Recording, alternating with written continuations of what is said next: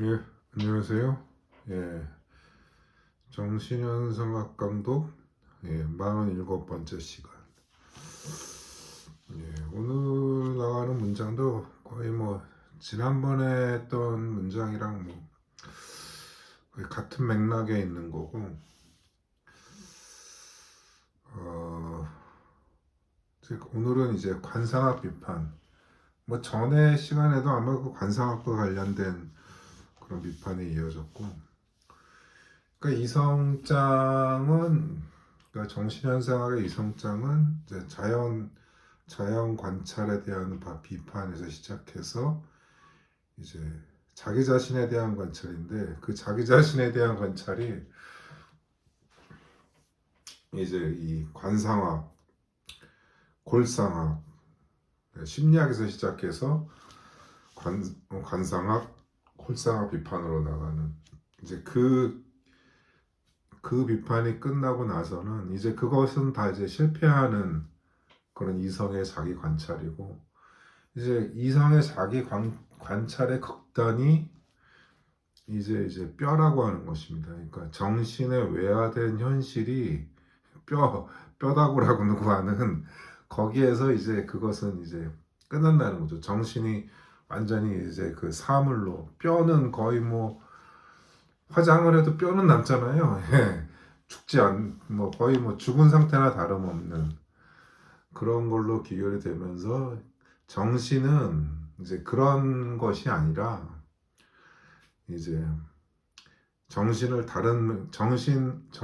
대한 본래 그 정신에 대한 관찰로 넘어가는 그 관찰. 그러니까 요즘 읽고 있는 부분은 이제 심리학에서 이제 골상화 비판이 이제 끝나고 이성장에서 또 이성장의 다음 구절은 이제 이성의 그러한 것들이 아니라 뭐 심리학이나 골상학, 관상학 이런 게 아니라 그 다른 이성의 그런 모습을 이제 관찰해 나가는 단계로 나아가는 그 부분을 지금 나가고 있습니다. 일단 오늘 제가 이 준비한 문장은 벌써 3월이 넘었죠. 예, 2월 27일 날 준비했던 건데 오늘이야 하게 됐습니다. 예. 간만에 좀 밤에 이렇게 방송을 하게 됐습니다. 예.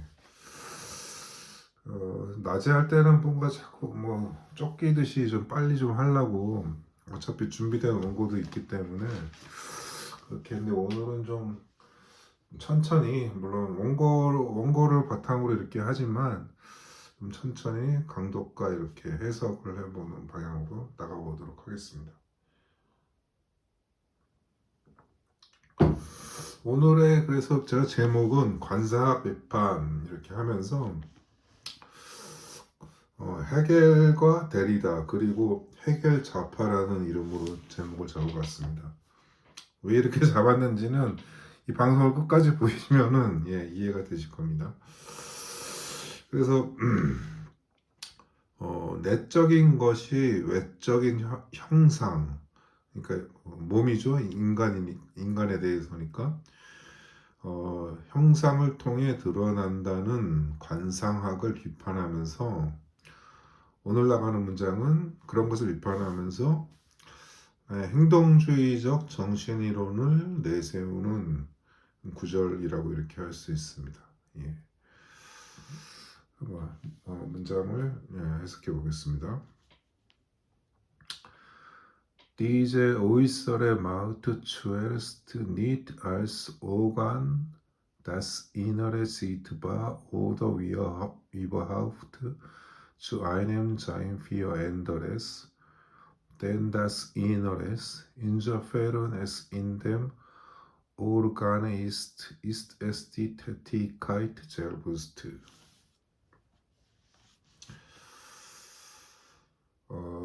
이러한 외적인 것은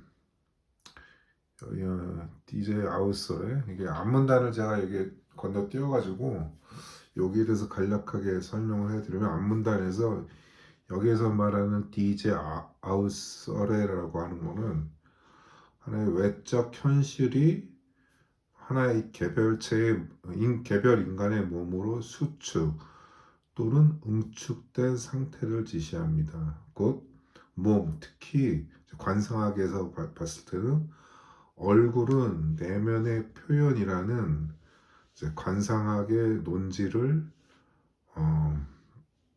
관상학의 논지를 이렇게 소개하는 듯 하면서 이제 비판하는 의미가 깔린 그런 표현이라고 보시면 되겠습니다. Diese äußere Macht 이러한 외적인 것은 먼저 als Organ, 기관으로서 das Innere, 내적인 것을 가시적으로 sichtbar, 그러니까 가시적으로 보이게 만들거나 일반적으로 그것을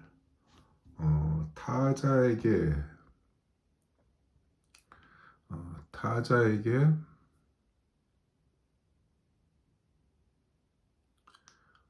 존재하는 것으로 만들지 않는다. 그러니까 이 문장의 의미는 외적인 것으로서의 하나의 기관, 그러니까 입, 손, 발 등으로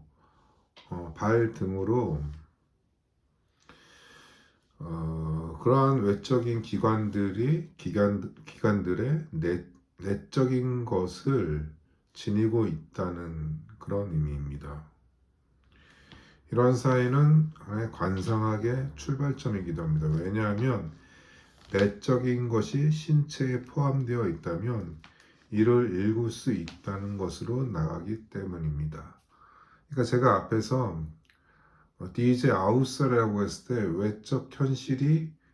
외적인 것은 외적 현실이 몸으로 수축 또는 응축된 상태를 지시한다고 이렇게 얘기했던 거는 그게 이제 관상학의 기본 전제라는 거죠. 하나의 외적 현실이 몸으로 수축, 응축된 상태이면서도 거기에는 또 특히 내면의 의미도 거기에 또 수축되어 있다는 그런 의미로 읽을 수 있기 때문입니다. 이어서 나가보겠습니다.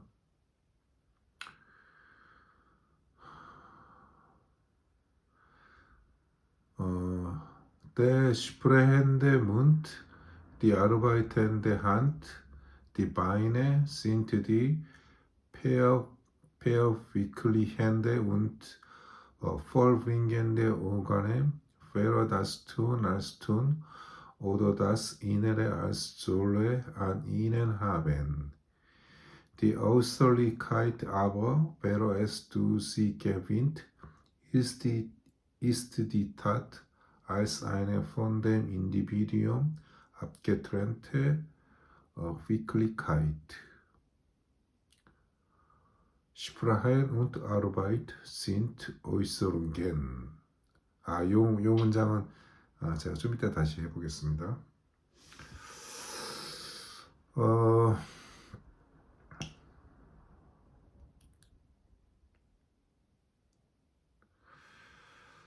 왜냐하면 내적인 것은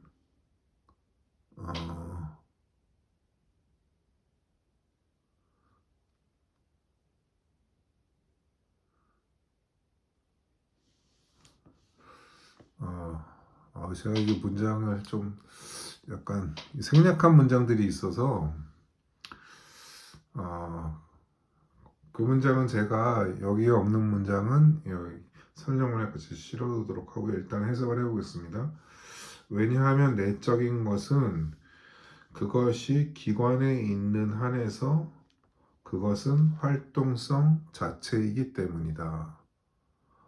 Denn das Innere insofern es in dem Organ ist es die Tätigkeit selbst. 그러니까 앞서도 제가 말씀드렸듯이 내적인 것은 그것이 기관 안에 있는 한에서 활동성 자체이기 때문이다. 이런 표현은 상당히 그런 그런 이제 관상학의 논지를 어느 정도 인정해주는 듯한 그런 의미가 보이죠.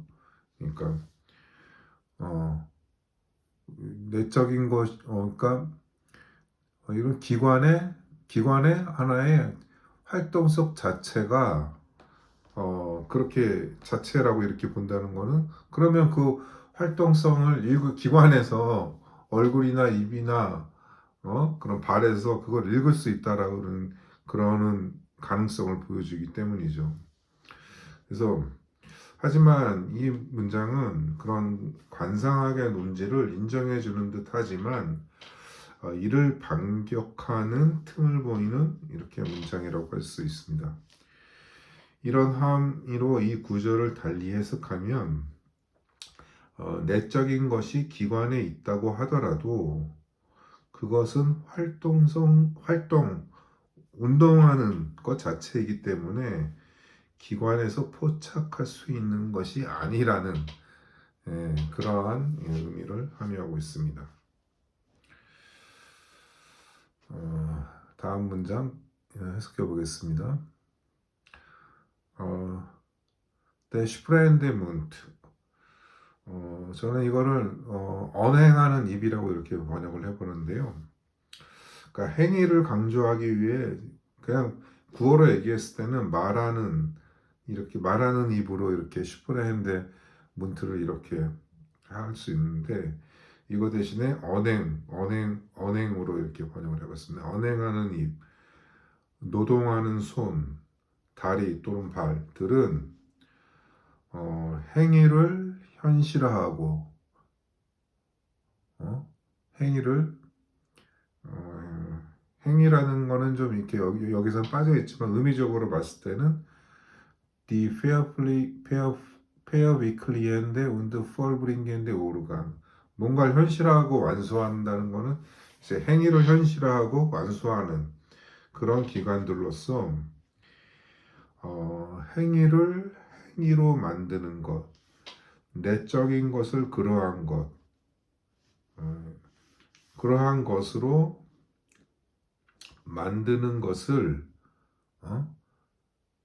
als solle an ihnen haben 자신 안에 가지고 있다.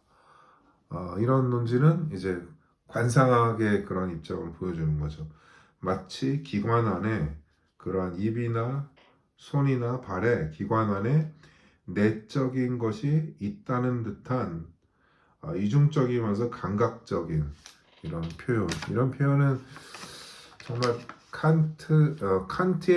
칸트도 물론 이런 표현이 없는 건 아니지만 헤겔이 더 빈번하게 이런 표현들을 많이 이렇게 사용되는 것 같습니다. 아무래도 뭐 칸트가 순수 이성 비판을 쓸 때만 해도 57이었는데 이 정신을 생각했을 때 헤겔은 불과 36, 35 이 나이밖에 안 됐으니까 상당히 이런 표현들을 쓸 수밖에 없겠죠. 예.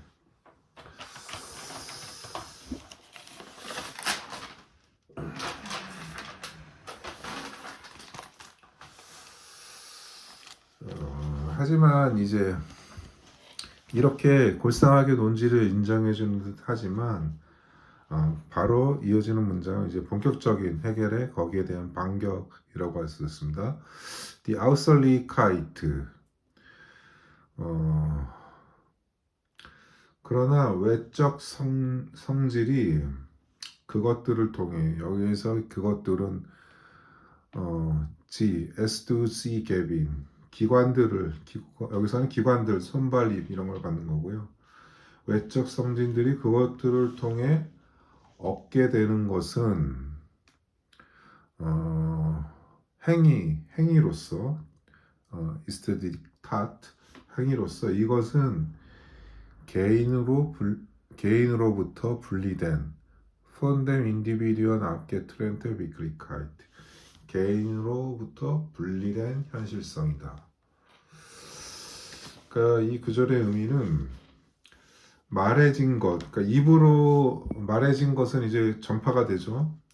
손으로 만들어낸 것, 노동의 산물들은 이미 이 개인에게서 떠난 독립적인 작품으로서의 그런 행위물이라고 하는 것입니다.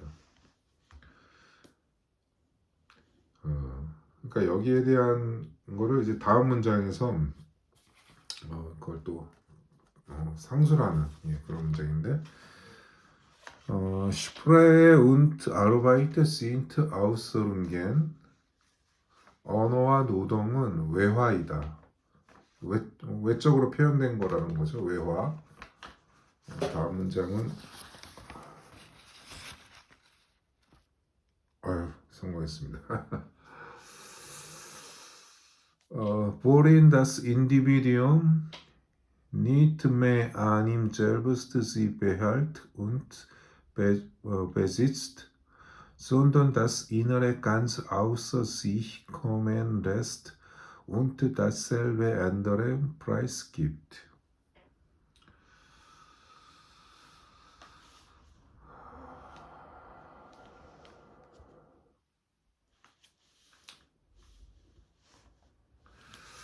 외적 성질이 그것들 기관들을 통해 얻게 되는 것은 행위로서 이것은 개인으로부터 분리된 현실성이다. Außerlichkeit.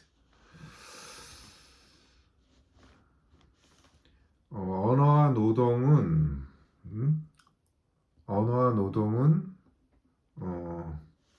개인이 더 이상 자기 자신에게 지니고 있는 인디비언 니트메 아니는 더 이상 자기 자신에게 지니고 있고 selbst behält und 소유한 besitzt 소유한 것이 아니라 내적인 것을 전적으로 자기 밖으로 ganz außer sich 내보내어 이것을 타자에게 price gift 타자에게 넘겨줘 안쓰는 게 외아들이다.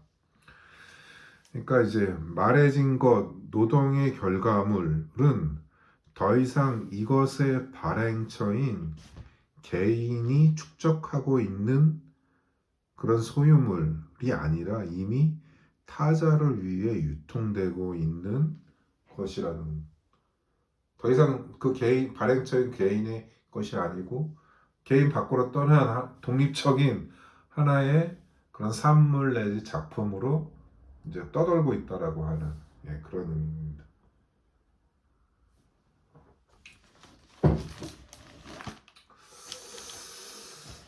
여기에서 그러니까 언어와 노동이 그 발행처인 개인을 하나의 소외시키는 국면을 보여주는 문장으로도 이렇게 볼 수 있습니다. 물론 이런 논의 자체는 이제 관상학을 비판하는 논지를 위한 건데 이러한 의미로도 이렇게 또 해겔이 이제 즐겨 이렇게 사용하는 주제이기도 하는 거죠. 관상학은 손금과 인상에서 개인의 내면과 아울러 운명을 파악할 수 있다고 주장하지만 손과 입과 같은 기관은 그러한 내면의 활동을 방출하는 기관에 불과할 뿐이지 거기에 그런 활동의 흔적이라도 남아있는 것은 아니라는 것입니다. 물론 경험적으로나 통계적으로 어떤 손금이나 어떤 인상은 그 사람의 인성이나 직업 등을 파악할 수 있는 단서를 제공하지 못한다고는 이렇게 볼 수는 없는 거죠. 그렇긴 하지만 이러한 파악으로 그 사람을 규정하는 것은 위험하다는 것을 또 함축합니다. 그런 규정은 그런 이제 손금과 관상을 보고 그 사람을 이제 파악을 하는 거죠. 그런 규정은 오히려 그의 행동을 제약하는 족쇄로 작용할 수 있기 때문입니다. 예를 들어 존 스튜어트 밀과 닮은 사람이라고 해서 그가 그처럼 철저한 이성주의자로 볼 근거는 전혀 없는 것입니다.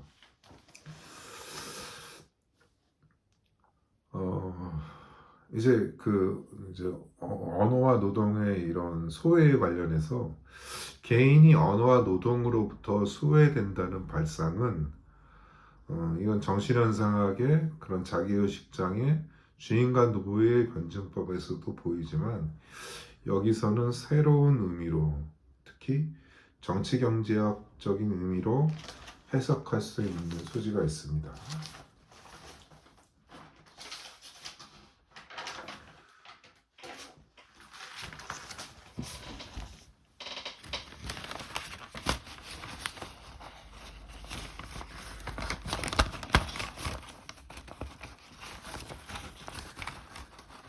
이거 다른 지지대를 좀 검토를 해봐야겠습니다.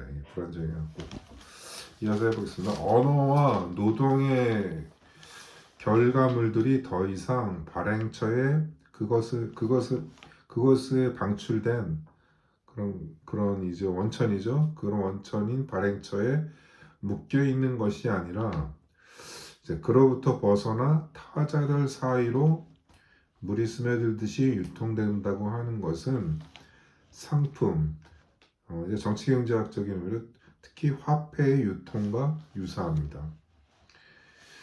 이런 외화에 대한 언어와 노동의 결과물의 이런 외화에 대한 고전적 전형은 플라톤의 파이드로스에서도 플라톤에 대합한 중 하나죠. 파이드로스에서도 볼 수 있는데 여기서는 이제 문자를 비판하고 문자를 비판하는 이제 논조로 나가죠. 그래서 반면에 텍스트에 비해 그런 문자 텍스트에 비해 연설을 중시하는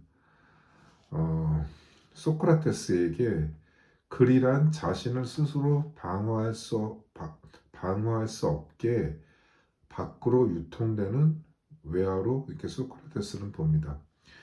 이것은 텍스트가 무차별적으로 아무에게나 익혀질 수 있다는, 그래서 그 글의 본래 의미와 상관없이 오독되기도 하지만 이런 오독을 그 글은 스스로 방어할 수 없다는 점에서 이제 연설에 비해서 이제 소크라테스는 이게 그래서 뒤떨어진다라고 보는 건데, 연설의 경우에는 청중이 특정되고 경우에 따라서는 상호 소통이 가능한 것이 바로 연설입니다. 그러한 연설에 비해 그런 문자 텍스트는 진리성이 약하다고 보는 것입니다.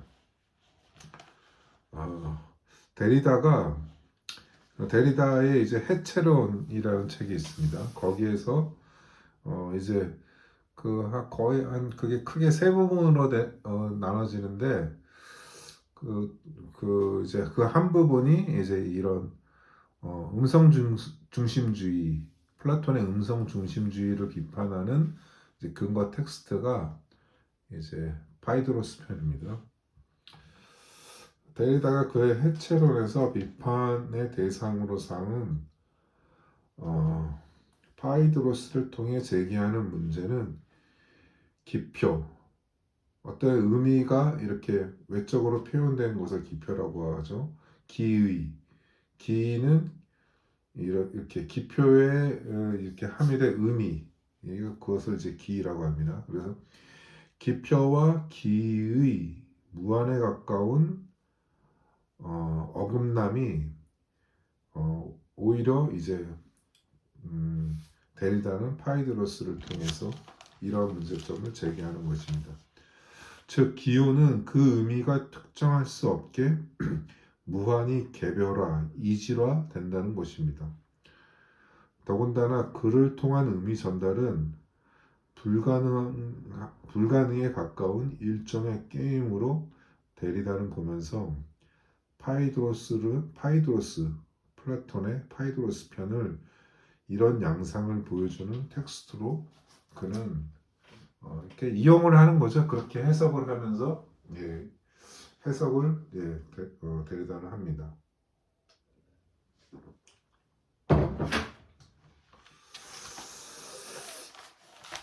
그래서 데리다의 이런 해석은 사태의 유의미한 해석을 위한 개념화 작업을 이렇게 무력화시킬 수 있는 그런 의도로도 이렇게 좀 읽혀지는데요. 특히 헤겔이 정신의 외화를 필연의 법칙으로 규정하려는 시도는 데리다에게 위험한 시도로 충분히 익혀질 수 있는 소지가 있고, 당연히 헤겔의 특히 정치 철학에 관한 이런 해석에서는 정말 좌파에서 우파를 정말 왔다 갔다 하는 무지개적 해석이 가능하기 때문에 충분히 그런 시도에 익혀질 수 있는 소지가 있습니다. 하지만 현상학의 그 이성장에서, 정신 현상학의 이성장에서 보이는 헤겔의 의정은 하나 조잡한 사이비과학, 특히 관상학, 심리학은 이제 뭐 사이비 과학이라고는 할 수는 없죠. 예. 근데 이런 관상학이나 골상학, 특히 골상학은 극단적으로 학문의 물질주의적 환원 논리에 이제 치달은 것이 이제 관상학, 특히 이제 골상학으로 해결을 보면서 그러한 것을 비판하는 것으로 이성장의 이제 그 앞부분은 그러한 것으로 이제 귀결이 됩니다.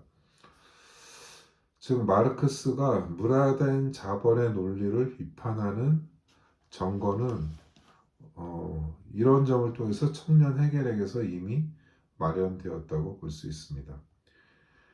물론 이제 헤겔은 이런 비판의 모형을 칸트로부터 이제 흡수한 것이죠. 제가 오늘 본 책 중에 흥미로운 게 있는데 헤겔이 이제 그 신학교 시절, 튜빙겐 시절에 이제 뭐 진학 공부는 안 하고 그리고 이제 원래부터 시작한 학부가 이제 철학학부에서 튜빙겐 대학 철학학부에서 시작해서 뭐 학부제니까 전공을 이제 나중에 2년 후에 이제 선택을 하는 거죠. 시험을 보고 나중에 신학과를 선택했는데 이제 신학과 가서 이제 뭐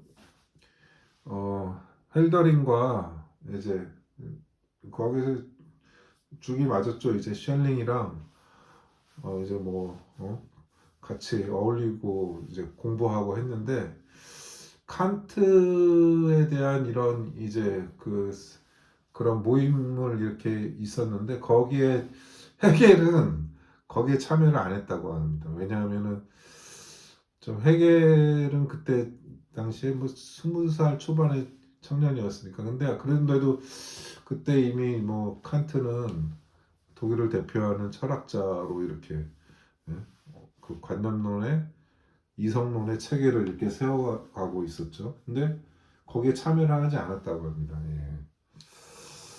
근데 결국에는 이제 뭐 칸트로부터 영향을 안 받을 수가 없죠. 예. 그것이 모두 이제 헤겔의 철학에 나타나는 거고.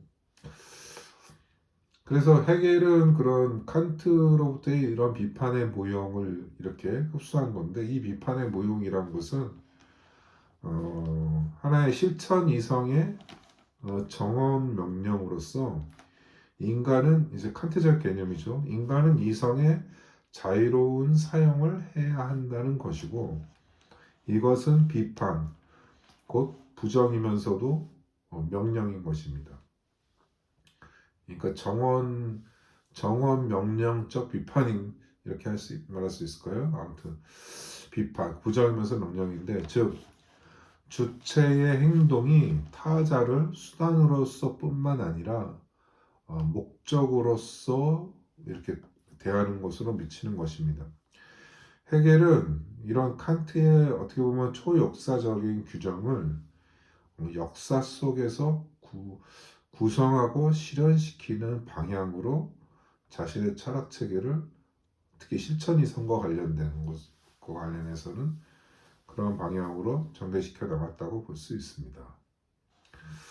그러니까 이러한 관점을 좀 보여주는 재미있는 책은 제가 얼마 전에 도서관에서 클라우스 가브너라는 사람이 Der Jung Hegel zwischen Kant und Marx 칸트와 마르크스 사이에 있는 청년 헤겔 제목도 재밌습니다. 예. 이런 걸 이 사람이 이렇게 이 책이 있었는데 이게 보니까 이 사람이 68세대더라고요. 그래서 아르카디안 혁명, 뭐 요즘 우리나라식으로 하면은 뭐 소농주의, 뭐 그런 걸 주장했던 68세대, 이런 책을 우리가 썼습니다. 예.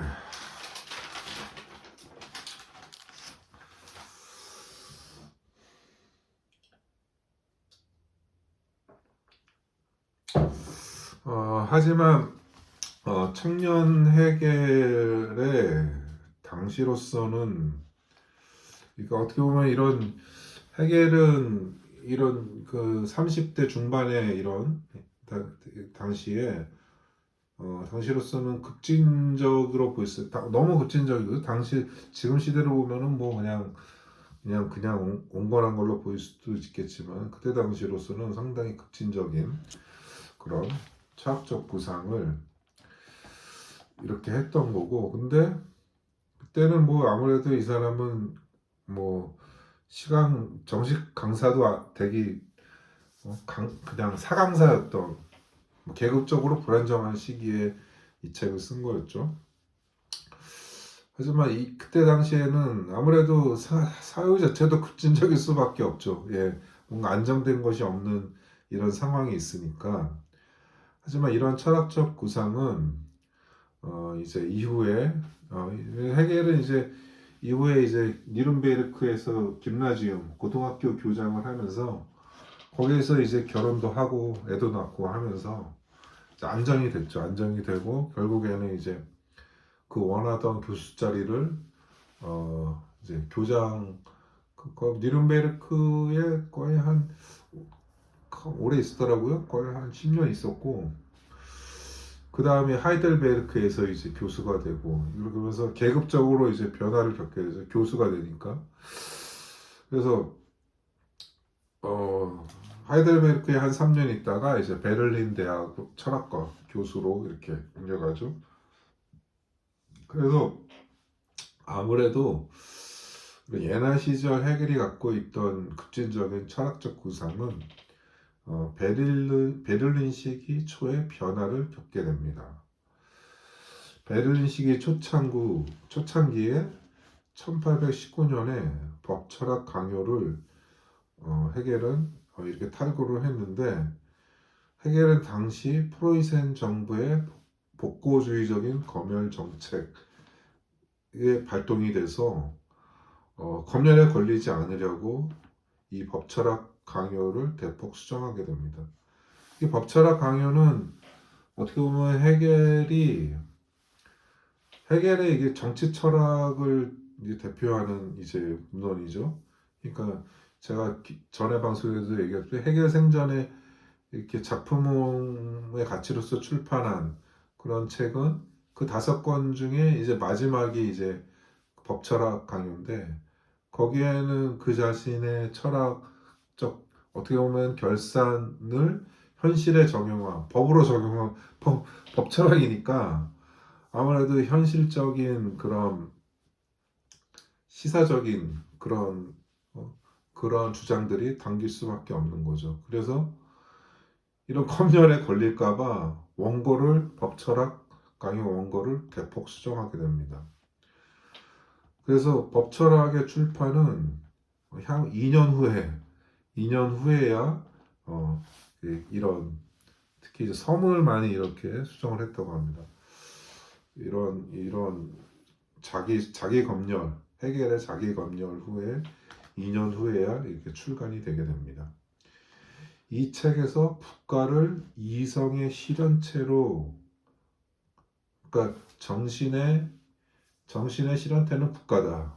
이런 국가를 이성의 실현체로 표현한 주장은 그의 국가주의 철학을 정당화시키는 혐의를 받게 충분하다고 볼 소지가 큽니다. 그러한 주장들은 이제 이미 헤겔 사후에 한 20년이 지나고 나서 자유주의적인 헤겔 좌파로부터 그런 혐의를 받게 됩니다. 더군다나 이제 베를린 시기 말기에는 헤겔은 말년 한 2년은 베를린 대학 이제 총장 렉토로 있었죠. 그래서 국가 그 철학자가 그 대학 총장 그것도 이제 프로이센의 수도면서 어떻게 보면은 독일의 수도인 거죠. 베를린 대학의 총장으로 국가주의 철학을 이렇게 선포하는 철학자. 그 충분히 그 입장만으로도 그는 프로이센의 정부를 대변하는 철학자로 볼 소지가 그러한 계급적인 그런 위상으로 뿐만이 아니고 법철학에서 그렇게 수정을 검열을 안 당하려고 수정을 하는 그 과정에서도 그의 그런 철학적인 입장 변화도 이제 읽을 수가 있습니다.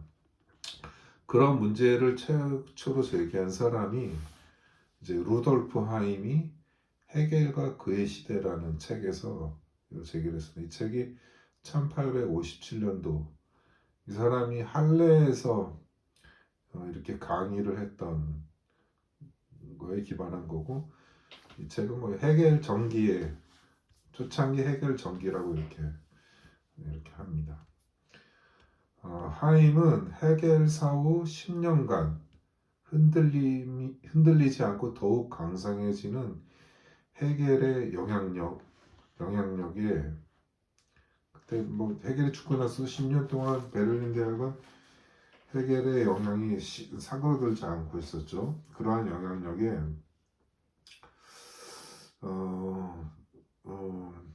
그러한 영향력에 있던 그 10년 동안 있던 그런 하나의 대표 주자들이 이제 포이에르바나 슈트라우스 외에 뭐 쭉쭉 있습니다. 헤겔 좌파들. 이래서 그 루돌프 하임은 대학 시절에 이런 헤겔 좌파의 주장들의 그런 강의를 들었던 거죠. 거기에서 엄청 영향을 받았던 거죠. 그런 영향으로 그런 헤겔에 대해서 그 헤겔에 대해서 의구심을 이렇게 루돌프 하임은 제기한 것입니다. 그것은 역사의 낭만적 신격화에 대한 경고이기도 했습니다. 이러한 것은 뭐 프란츠 로젠츠바이크에서도 볼 수 있는 거고요. 하지만 이러한 그러한 헤겔이 역사에 대한 낭만적 신격화를 시도했다는 그런 비판은 오히려 헤겔의 영향력이 여전히 그가 놓여 있음을 더군다나 비판을 하지만 그 비판을 할수록 그 비판 대상이 더 뜨는 거죠. 오히려 그것을 더 보여주는 그런 의미를 갖고 있다고 봅니다.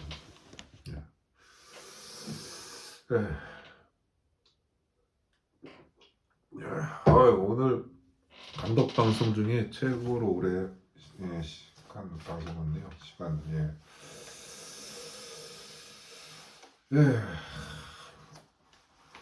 오늘 뭐 강독이지만 뭐 강독만 하면 또 무슨 재미가 있겠습니까? 이런저런 그렇다고 너무 삼천포로 빠지면 안 되고 그래서 이렇게 이런 해결 강독과 관련된 얘기들을 오늘 이렇게 좀 이렇게 제가 준비한 것 중에서도 이렇게 해봤고 생각나는 대로 이렇게 또 얘기해봤습니다. 오늘 여기까지 하겠습니다. 감사합니다.